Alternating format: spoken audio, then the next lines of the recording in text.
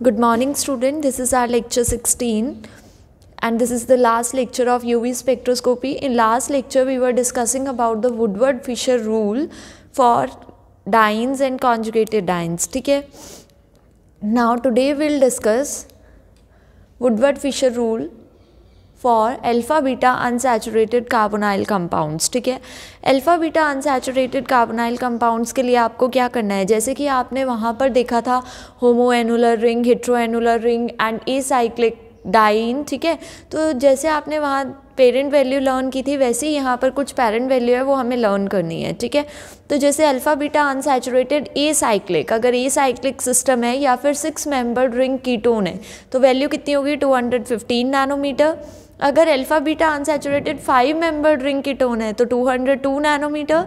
These are lambda max value. And अगर alpha beta unsaturated aldehyde है then 207 nanometer. ठीक है, अब इंक्रीमेंट्स क्या है हमारे पास, एल्काइल सब्स्टिट्यूएंट और रिंग रेजिड्यू के लिए वहाँ पर क्या थी 5 नैनोमीटर, बट यहाँ पर अगर अल्फ़ा पोजीशन पर है तो 10 नैनोमीटर, बीटा पर है तो 12 और गामा पर है तो 18.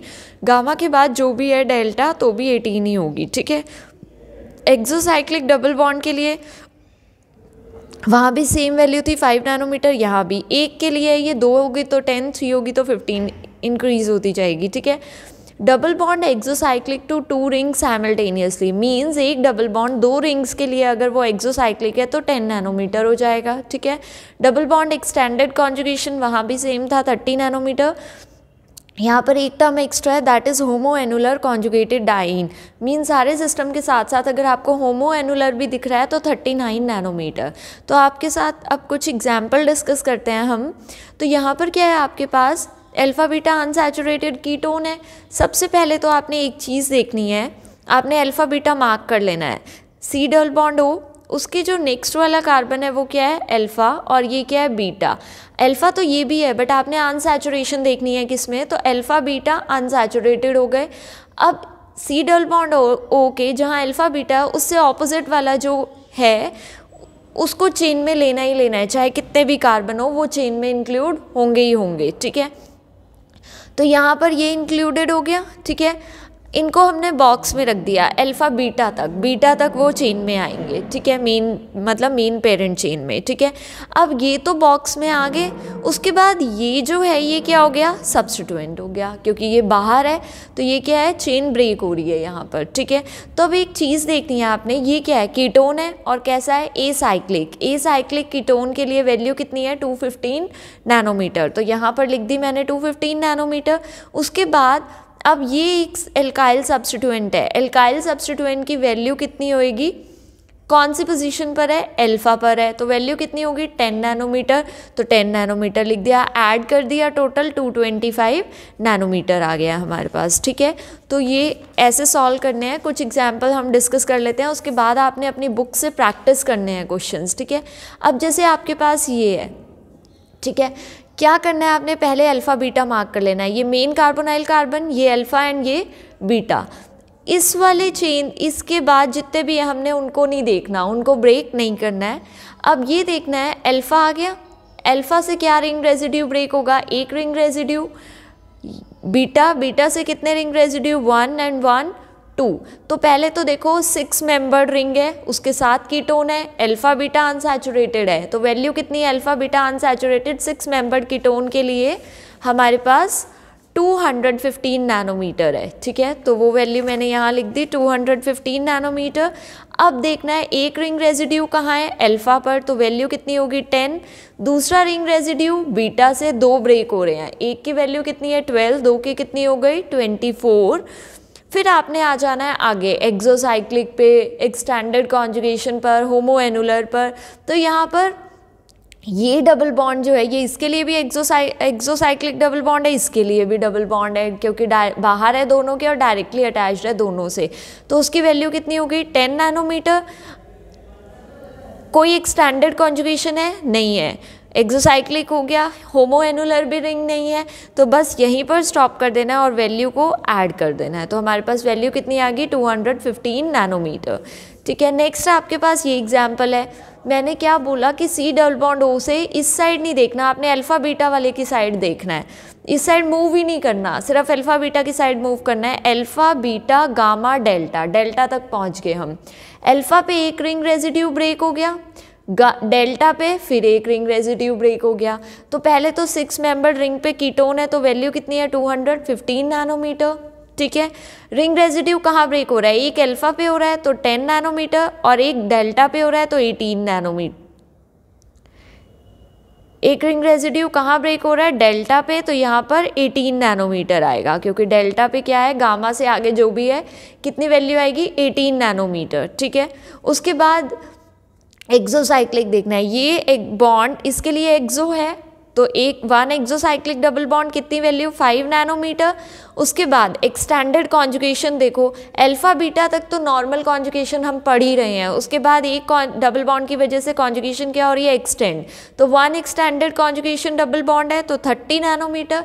उसके अलावा होमोएनुलर रिंग भी आ गई है, 2 डबल बॉन्ड एक ही रिंग में है, तो ये कैसी रिंग है, होमोएनुलर कॉन्जुगेटेड डाईईन, तो 39 नैनोमीटर। अगर हम अब वैल्यूज़ को ऐड करते हैं तो हमारे पास क्या आता है 317 नैनोमीटर वैल्यू क्या आती है हमारे पास, टोटल वैल्यू आती है। ठीक है, तो ये ऐसे सॉल्व करना है। नेक्स्ट देख लेते हैं अब हम, सबसे पहले डबल बॉन्ड ओ देख लिया, उसके बाद alpha beta gamma delta describe कर दिया।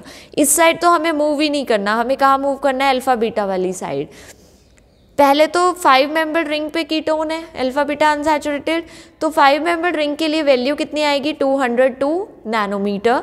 उसके बाद ये 5 मेंबर हो गया, अब रिंग रेजिड्यू देख लेते हैं। देखो बीटा से ये रिंग रेजिड्यू, ये एल्काइल सब्स्टिट्यूएंट ब्रेक हो रहा है, गामा से ये रिंग रेजिड्यू, डेल्टा से ये रिंग रेजिड्यू, तो 1 alkyl substituent at beta 12 nanometer, 1 ring residue at gamma 18 nanometer, 1 ring residue at delta 18 nanometer. ठीक है, उसके बाद 1 एक्सोसाइक्लिक डबल बॉन्ड, ये डबल बॉन्ड इसके लिए एक्सो है, तो 1 एक्सोसाइक्लिक 5 नैनोमीटर। एक्सटेंडेड कॉन्जुगेशन है क्योंकि गामा टू डेल्टा भी क्या है, डबल बॉन्ड, तो 1 डबल बॉन्ड एक्सटेंडेड कॉन्जुगेशन तो 30 नैनोमीटर, तो वैल्यू कितनी आई 285 नैनोमीटर टोटल हो गया है हमारे पास। ठीक है, तो ऐसे आपने कुछ क्वेश्चंस प्रैक्टिस करने हैं। ठीक है, नेक्स्ट आता है आपके पास एप्लीकेशंस ऑफ अल्ट्रावायलेट स्पेक्ट्रोस्कोपी। तो अल्ट्रावायलेट स्पेक्ट्रोस्कोपी की एप्लीकेशन क्या है, तो आपको हेल्प करता है इन डिटेक्शन ऑफ कॉन्जुगेशन। कैसे हेल्प करता है आपको डिटेक्शन ऑफ कॉन्जुगेशन में, ये आपके पास क्या है, conjugated means alpha beta unsaturated ketone है, ये आपके पास अल्फा बीटा अनसैचुरेटेड नहीं है, तो यहाँ कॉन्जुगेशन है, यहाँ कॉन्जुगेशन नहीं है। और आपको पता है कॉन्जुगेशन की वजह से लैम्डा वैक्स वैल्यू क्या होती है, इंक्रीज हो जाती है। ठीक है, तो दोनों में ट्रांजिशन कौन कौन सी है, pi to pi star, n to pi star, इधर भी पाई टू पाई स्टार होगी, एन टू पाई स्टार होगी, इधर भी pi to pi star, n to pi star, but ये वाली वैल्यूज़ जो है वो लॉन्गर वेवलेंथ पे शो होगी, ये शॉर्टर वेवलेंथ पे। तो इससे हमें आइडिया लग जाता है कि जो लॉन्गर वेवलेंथ वाली है वो कॉन्जुगेशन में और ये विदाउट कॉन्जुगेशन है। ठीक है, एक्सटेंट ऑफ कॉन्जुगेशन, हमें एक्सटेंट ऑफ कॉन्जुगेशन भी आइडिया लग जाता है। आपको पोलिन्स दे दिए, मतलब जिसमें बहुत डबल बॉन्ड्स होंगे। ठीक है, तो अगर जितने ज़्यादा डबल बॉन्ड उतनी ज़्यादा कॉन्जुगेशन, उतना lambda max shifted towards higher value, उतनी लैम्डा वैक्स वैल्यू क्या होगी, ज़्यादा होगी। तो अगर आपको ये डिटरमाइन करना हो कि किस में कॉन्जुगेशन ज़्यादा है, तो जिसकी लैम्डा मैक्स वैल्यू ज़्यादा है वहाँ कॉन्जुगेशन ज़्यादा है। Now determination of configuration of geometrical isomers.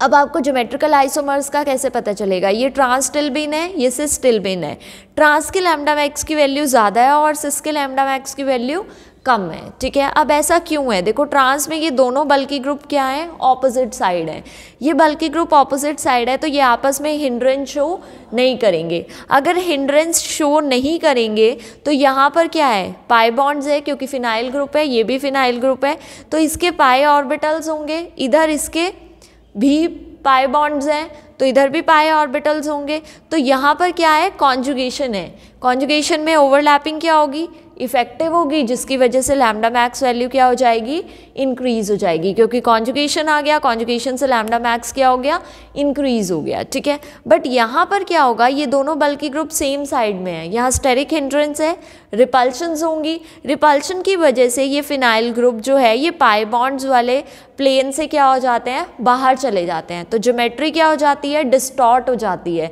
तो यहाँ पर जितनी इफेक्टिव कॉन्जुगेशन है वहाँ पर उतनी ज़्यादा इफेक्टिव कॉन्जुगेशन नहीं है, और इफेक्टिव कॉन्जुगेशन नहीं होगी तो लैम्डा मैक्स उतनी ही क्या होती जाएगी, कम होती जाएगी। तो यहाँ कॉन्जुगेशन ज़्यादा है तो यहाँ लैम्डा मैक्स ज़्यादा है, वहाँ कम होगी ड्यू टू डिस्टॉर्शन, तो यहाँ वैल्यू भी क्या होगी, कम होगी, ठीक है। नेक्स्ट है डिटेक्शन ऑफ फंक्शनल ग्रुप। तो डिफरेंट फंक्शनल ग्रुप्स का हमें पता चल जाता है, वैल्यू 200 से अबव नैनोमीटर है तो इसका मतलब कि यहाँ पर कोई फंक्शनल ग्रुप प्रेजेंट है, ठीक है। अगर एब्जॉर्प्शन लेस देन 200 नैनोमीटर हो रही है तो इसका मतलब there is absence of conjugation, या फिर सी डबल बॉन्ड हो या फिर बेंजीन रिंग, इन सब की क्या है, एब्सेंस है, ठीक है। Now determination of strength of hydrogen bonding, तो ये तो आपने स्टडी किया था, मैंने एक्सप्लेन किया था ना इफेक्ट ऑफ सॉल्वेंट में। तो एसीटोन इन हेक्सेन नॉन पोलर सॉल्वेंट में लैम्डा मैक्स वैल्यू क्या है, ज़्यादा, पोलर सॉल्वेंट में लैम्डा मैक्स वैल्यू क्या है, कम है। अब पोलर में ऐसा क्या हो जाता है कि लैम्डा मैक्स वैल्यू कम क्यों हो जाती है, आपने क्या स्टडी करना है, N2 pi star transition, acetone की क्या स्टडी करनी है, N2 pi star. Non bonding electron polar solvent में हाइड्रोजन बॉन्डिंग शो करेंगे, हाइड्रोजन बॉन्डिंग शो करेंगे तो उनकी ग्राउंड स्टेट क्या हो जाएगी, ज़्यादा स्टेबलाइज हो जाएगी। अगर ग्राउंड स्टेट ज़्यादा स्टेबलाइज होगी तो ग्राउंड स्टेट की एनर्जी ज़्यादा डिक्रीज हो गई, और ग्राउंड स्टेट एक्साइटेड स्टेट में एनर्जी गैप इंक्रीज हो गया, और लैम्डा मैक्स वैल्यू क्या हो गई है, डिक्रीज हो गई है। ये मैंने आपको एक्सप्लेन किया हुआ है इफेक्ट ऑफ सॉल्वेंट में, तो आपने वहाँ से स्टडी करना है, ठीक है। नेक्स्ट है स्टडी ऑफ कीटोइनोल टोटोमेरिज्म। कीटोइनोल टोटोमेरिज्म में भी लैम्डा मैक्स वैल्यू क्या करती है, वेरी करती है। कीटो फॉर्म में लैम्डा मैक्स 275 है, इनोल फॉर्म में लैम्डा मैक्स 244 नैनोमीटर है। तो ये आपने, इससे आपको डिफरेंस पता चल जाता है, ठीक है। नेक्स्ट आपके पास एक एप्लीकेशन और है क्वांटिटेटिव एनालिसिस। क्वांटिटेटिव एनालिसिस में क्या, आपको पता है absorbance is equal to epsilon Cl। अगर आपको concentration of vitamin A calculate करना है और आपको लैम्डा मैक्स दिया है, एप्सिलॉन की वैल्यू दी है, पाथ लेंथ दी है, एब्जॉर्बेंस दी है, सब कुछ गिवन है, तो यहाँ से हम कंसंट्रेशन निकाल सकते हैं ऑफ प्योर विटामिन ए। तो concentration is equal to absorbance upon epsilon Cl। Absorbance की वैल्यू है, एप्सिलॉन की वैल्यू है, सी की वैल्यू कैलकुलेट करनी है। Absorbance is equal to epsilon Cl, C is equal to absorbance by epsilon L, ठीक है। तो आपके पास कंसंट्रेशन कैलकुलेट करना है, एब्जॉर्बेंस है, एप्सिलॉन की वैल्यू है हमारे पास, और L कितना है, 1 सेंटीमीटर। तो यहाँ से हम कंसंट्रेशन कैलकुलेट कर लेंगे ये सारी वैल्यूज पुट करके, ठीक है। अब आपके पास एक क्वेश्चन है कि UV spectrum of acetone shows 2 important peaks. बोल दिया उन्होंने एसीटोन है तो वो 2 इम्पॉर्टेंट पीक शो करता है, और आपको पता है एसीटोन की 2 इम्पॉर्टेंट पीक कौन सी होती है, पाई2 पाई स्टार और N2 pi star. At lambda max 279 nanometer और ई मैक्स कितना है, 15।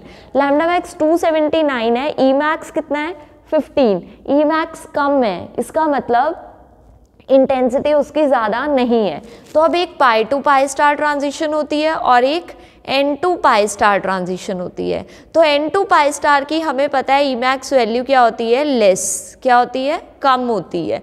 तो यहाँ से जिसकी ई मैक्स कम है वो हमें पता लग गया कि वो कौन सी ट्रांजिशन है, N2 पाई स्टार। जिसकी ई मैक्स ज़्यादा है वो कौन सी ट्रांजिशन है, पाई2 पाई स्टार। और वैसे भी N2 पाई स्टार और पाई2 पाई स्टार में N2 पाई स्टार की एनर्जी क्या होती है, कम होती है, तो उसकी वेवलेंथ क्या होगी, ज़्यादा होगी। तो इससे हम आइडिया लगा सकते हैं कि कौन सी वाली लैम्डा मैक्स किस ट्रांजिशन के लिए है। तो लैम्डा मैक्स 279 है, एनर्जी ज़्यादा है तो N2 पाई स्टार है, ई मैक्स कितना है, 15। तो ये ट्रांजिशन हमने शो कर दी N2 पाई स्टार के लिए। यहाँ नॉन बॉन्डिंग इलेक्ट्रॉन्स होंगे, एक नॉन बॉन्डिंग कहाँ चला गया, एंटी बॉन्डिंग में। इसी तरह अगर आपके पास लैम्डा मैक्स 189 है और ई मैक्स क्या है, ज़्यादा, सेम सिमेट्री की वजह से पाई टू पाई स्टार ट्रांजिशन है, इंटेंसिटी ज़्यादा है, तो पाई टू पाई स्टार, एक पाई इलेक्ट्रॉन एंटी बॉन्डिंग पाई ऑर्बिटल में चला गया है, ठीक है। तो ये तो था हमारे पास यूवी स्पेक्ट्रोस्कोपी। मेरी तरफ से आपका ये चैप्टर फिनिश है। अगर आपको कोई भी डाउट है तो आप मुझसे पूछ सकते हैं। In next lecture will start with aldehydes and ketones.